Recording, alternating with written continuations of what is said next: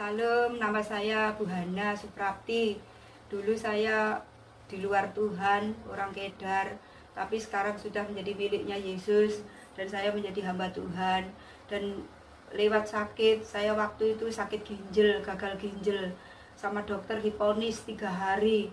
Waktu itu saya sudah mengambil keputusan, saya tidak mau operasi, ginjalnya dua-dua kan harus diambil. Dan setelah ginjalnya diambil, dokter gak berani tanggung jawab, gak sembuh juga, urusan Tuhan, sembuh atau tidak, mati dan hidup. Akhirnya saya mengambil keputusan sembahyang tahajud. Akhirnya di dalam sholat itu saya ketemu Tuhan Yesus, tapi tidak Tuhan Yesus langsung, dia bilang Isa Al-Masih. Waktu saya wiritan, betapa saya kagetnya, karena waktu saya, itu kan saya muslim, tahu-tahu di tembok itu ada salib yang besar, itu nyentrong ke muka saya, silau.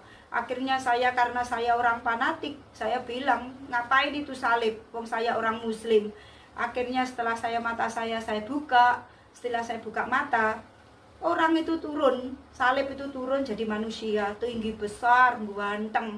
Setelah begitu, pandangannya itu kayak ada magnetnya, sehingga saya ketarik, saya tidak tahan karena saya sholat sembayangnya itu gak bisa sujud, perut saya besar. Akhirnya saya ketarik terus. Akhirnya setelah gitu saya tanya sama dia, siapa kamu? Dia bilang justru dia bilang, aku kenal kamu, aku tahu kamu orang yang saleh, tekun mencari aku, tapi salah. Saya marah-marah karena dia bilang saya salah. Terus saya tanya, siapa kamu? Dia bilang, aku adalah Isa Al-Masih. Terus saya bilang, iya, Isa Al-Masih itu mujizat Al-Quran, buktikan itu. Kalau memang itu engkau pasti bisa menyembuhkan aku.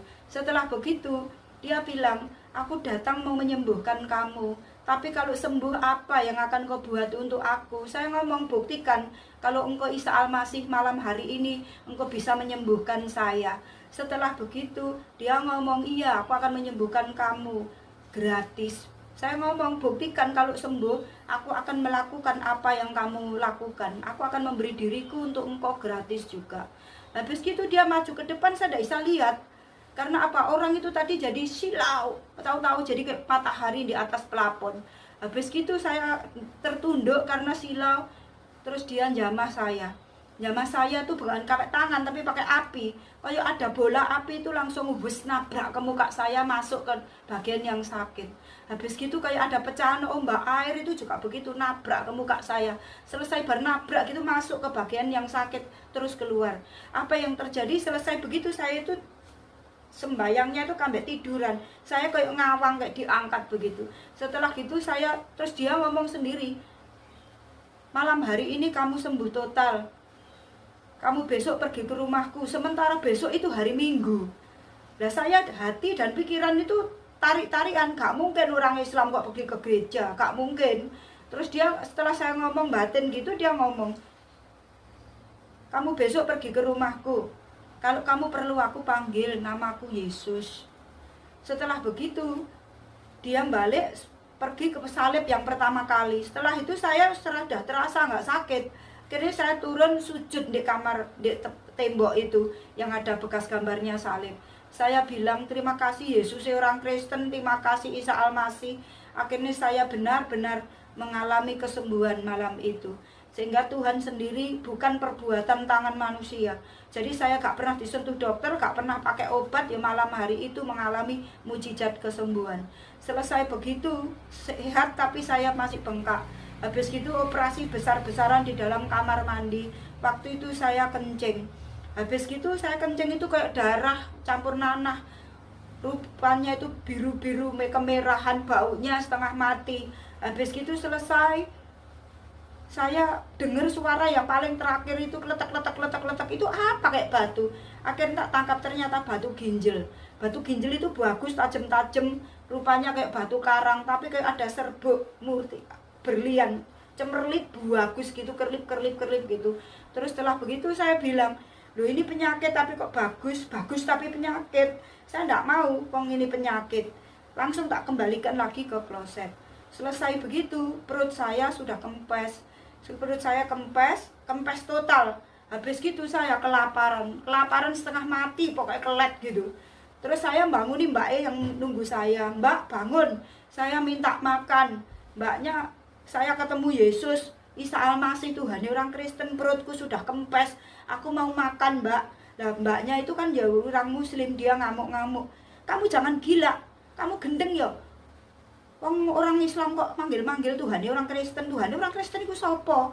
Tuhan orang Kristen itu Isa Almasih, Yesus itu Isa Almasih. Jadi dia itulah Tuhan orang Kristen. Aku mau makan lah mbaknya, karena ketakutan tak paksa, karena kalau saya makan harus makan tajin.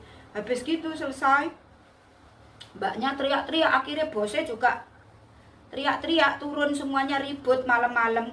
Akhirnya di situ saya bilang, ibunya bilang, kalau kamu mau makan bikin bubur dulu. Saya ngomong, gak bu, saya ketemu Yesus orang Kristen, ini loh perutku wis kempes bu, saya lapar. Terus ibunya ngamuk bilang, kamu gila yo, wong aku sing orang Kristen dari kecil gak pernah ketemu Yesus, kok kamu sing Islam ketemu Yesus. Lah terus akhirnya anaknya yang kecil sekolah minggu itu tanya, coba mbak cerita gitu, coba mbak cerita mbak. Terus ya besen, setelah saya cerita, anaknya tuh bilang, bener mah mbak ketemu Tuhan Yesus, biar makan. Setelah selesai semuanya bubar, saya makan kira-kira beras 1 kilo itu loh. Terus sama makanan dingin-dingin itu tak taruh gitu, langsung tak habisin. Setelah makan semuanya, saya pingsan kemelekaran perutnya. Tapi kalau dipikir nalar tetap gak masuk akal, tetap sakit perutnya. Saya dibawa ke kamar, pingsan 5 menit. Ketika saya bangun, badan saya kempes semua, mata saya semuanya buka, semuanya kempet, badan kempet, semuanya kempet. Saya sempurna sembuh malam hari itu total. Setelah sembuh begitu, saya teriak-teriak. Saya teriak-teriak karena saking senangnya, terima kasih sama Yesus orang Kristen itu tadi. Teriak-teriak, terima kasih Yesus, terima kasih Isa Almasih, mujizatmu nyatakan sekarang ini, terima kasih Tuhan. Habis gitu saya langsung bangun, langsung mandi. Mau cari baju nggak ada, beleknya sudah dibukai semua. Otomatis pakai baju yang pertama masuk ke rumah itu, pakai baju kupu-kupu, ada ikatan belakang itu saya pakai. Habis gitu saya gak bisa tidur, wisan sudah hampir jam 3. Saya bingung karena roh ini ada yang narik saya untuk pergi ke gereja. Cepet pergi, ada yang narik saya itu sampai kayak mau mati rasanya. Rindu kayak wong kehausan pengen pergi nang gereja. Lah saya bingung, wong bos saya gak pernah nang gereja. Akhirnya memaksakan diri, saya memberanikan diri, bos tak ketok, bos antarkan aku ke rumah Tuhan, antarkan aku ke rumah Tuhan. Lah bosnya ngamuk-ngamuk, masih pagi jam 3-an. Terus bilang, wes kamu siap-siap nanti tak anter deh gitu. Lah jam itu saya tidur di depan pintu nih, bos itu loh, jam 3 gak ganti-ganti ya jamnya. Pancet aja, jamnya kok pancet aja, gak berubah-berubah toh. Ini saya selak mau ke rumah Tuhan. Wes saya langsung ngambil akal, kesuwenen itu, langsung mobilnya tak puanasi semua, bentang bangun. Ternyata malah nggak bangun, semuanya tidur ngelengger. Dan mbak-mbak pembantu semuanya ribut geger, kamu matikan mobilnya, matikan, nanti kalau tidak tetangga itu ribut, tetangga itu nanti diprotes, matikan. Akhirnya mobilnya saya matikan, wes dipanasi, saya sampai ketiduran di mobil.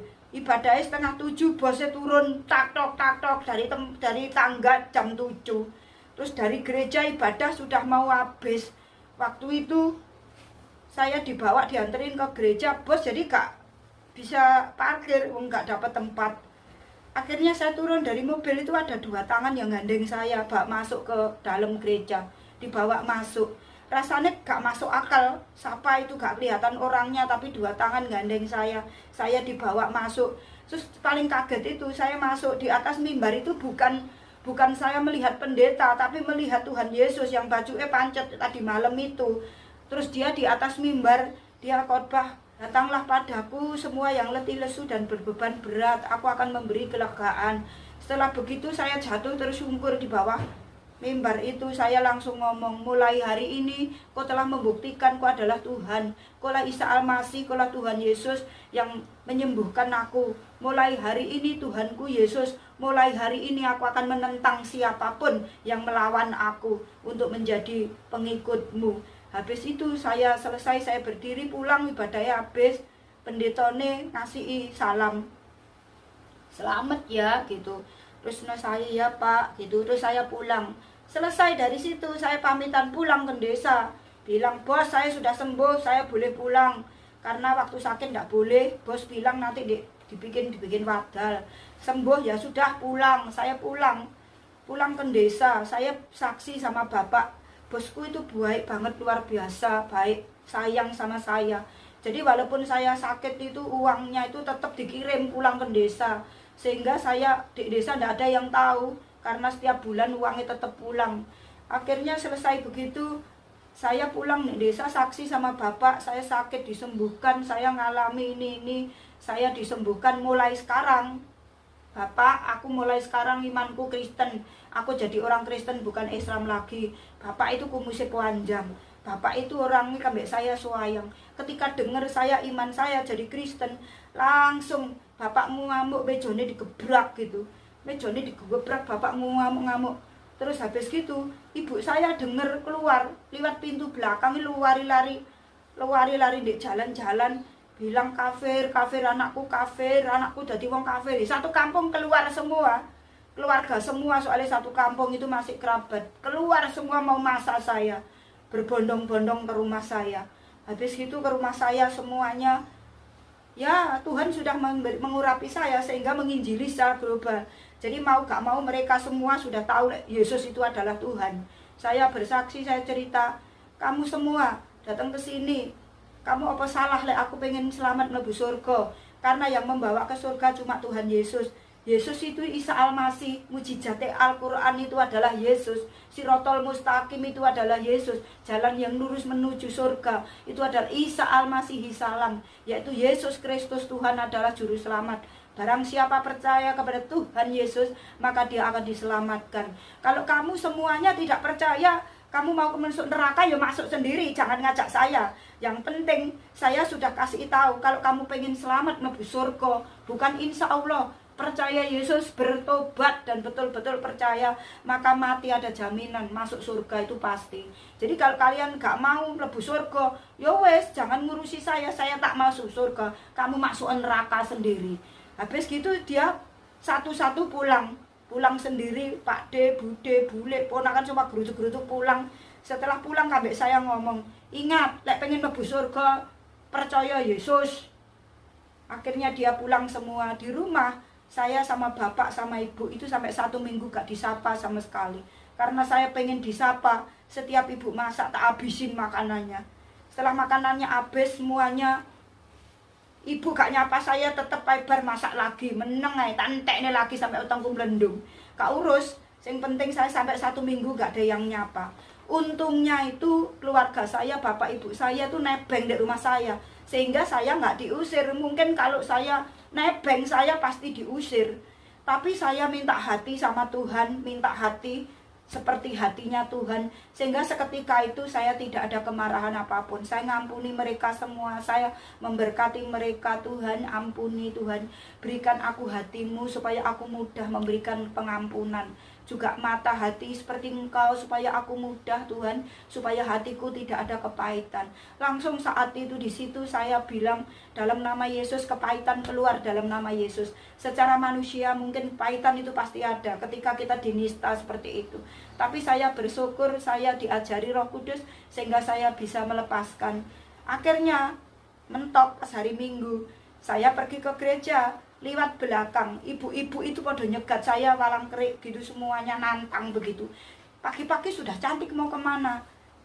Saya mau pergi ke surga, karena saya itu sekarang itu menjadi orang Kristen, jadi mutlak kalau percaya Yesus, pengen masuk surga di dunia pun harus ikut aturannya, yaitu ibadah kepadanya. Apa salah aku kalau mau mlebu surga? Gak, ya sudah, gak salah. Aku tak gereja karena aku pengen mlebu surga. Lek kamu pengen mlebu neraka, mlebu dhewe, jangan ajak-ajak saya. Ya sudah, akhirnya saya pulang ke sana, saya ke gereja, selesai pulang ke gereja, balik di rumah. Terus sorenya saya kembali ke Surabaya lagi. Terus setelah itu akhir-akhirnya ya itu tadi, terus cari kerjaan, ikut orang bule itu tadi. Karena bapak saya tukang togel, utangnya banyak. Mungkin sekarang kampung saya bisa tak beli itu, dipakai bayar utang itu, karena saking banyaknya utang itu.